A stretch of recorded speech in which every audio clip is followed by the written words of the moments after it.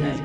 কুকুর বিড়ালগুলোকে তাকিয়ে দেখবেন ঘুম ভেঙে যায়, কিন্তু মানুষ ভোরের বেলা বেশি করে ঘুম দেয়। যে সংসারে ব্রহ্ম মুহূর্তে ভগবানের ধ্বনি হয়, সেই সংসারে ত্রিতাপ জ্বালার কণা মাত্র লক্ষ্য করা যায় না। ত্রিতাপ জ্বালা কাকে বলে? এখানে প্রত্যেকটি মানুষ ত্রিতাপ জ্বালা যে কোনো জ্বালার মধ্যে কিন্তু আছেই আছে, এটা গ্যারেন্টি দিয়ে বলা যেতে পারে। আধি ভৌতিক, আধি দৈবিক, আধি আধ্যাত্মিক, এটাকে বলছে ত্রিতাপ জ্বালা।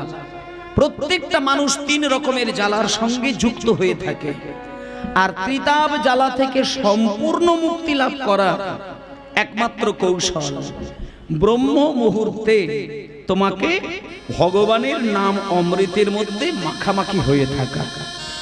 যে ব্রহ্ম মুহূর্তে ভগবানের নাম অমৃত আস্বাদন করেন, তার ত্রিতাপ